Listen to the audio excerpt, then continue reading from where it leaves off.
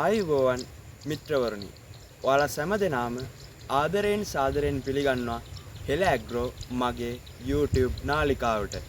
ඉතින් මිත්‍රවරුනි, අද අපි කතා කරමු BG 366 කියන වී ප්‍රභේදය ගැන. BG 366 වී ප්‍රභේදය බතලගොඩ වී පරීක්ෂණ ආයතනය මගින් 2009 වර්ෂයේදී හඳුන්වා දුන් වී ප්‍රභේදයකි. ගොවියාගොඩ අනුවර්තන නාමයෙන්ද මෙම ප්‍රභේදය හඳුන්වයි. මෙම ප්‍රභේදය සුදු නාඩු වී ප්‍රභේදයකි. සහල් සුදු පැහැතිය. කෙටිකාලීන වී ප්‍රභේදයක් වන අතර දින 97ත් 100ත් අතර කාලයේදී අස්වනු නෙලාගත හැකිය. යල මහ දෙකන්නටම වගා කළ හැකි අතර මගේ අත්දැකීම් අනුව යල් කන්නට වඩාත් යෝග්‍ය වේ. හෙක්ටයාරයකින් වී කිලෝ 5000ත් 6000ත් අතර අස්වැන්නක් ලබාගත හැකිය. වැලි මිශ්‍ර මඩ කුඹුරු සඳහා යෝග්‍ය වී ප්‍රභේදයකි.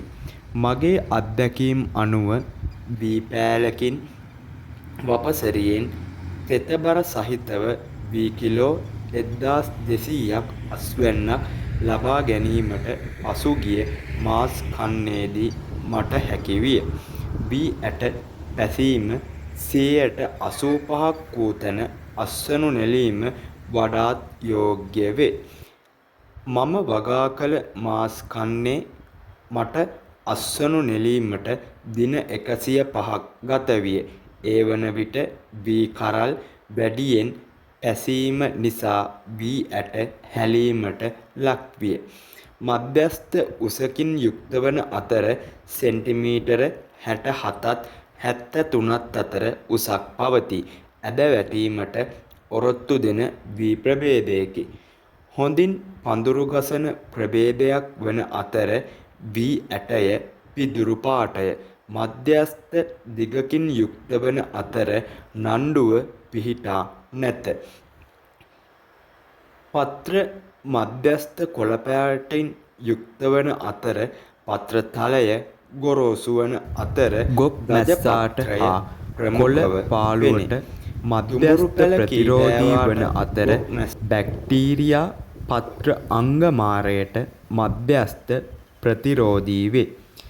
වී බීජ හොඳ බරකින් යුක්ත වන අතර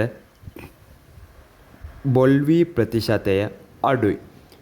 නයිත්‍රජන් පොහොර සඳහා හොඳ සංවේදීතාවයක් දක්වන අතර නිසි කලට නයිත්‍රජන් පොහොර නොලැබීම නිසා ගොයම් ගස කහ පාට වී නයිත්‍රජන් උන්නතාවය පෙන්නුම් කරයි.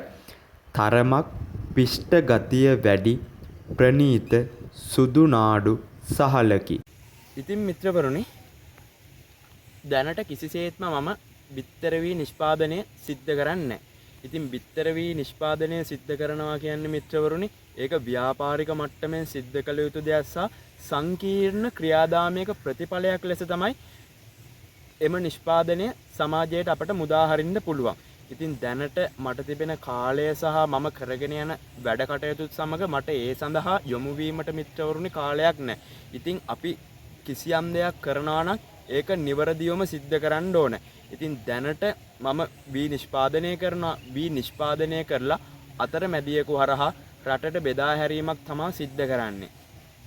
ඉතින් මිත්‍රවරුනි, මේ ගොවිතැනට එනකොට මටත් කිසිම දැනුමක් තිබ්බේ නැහැ.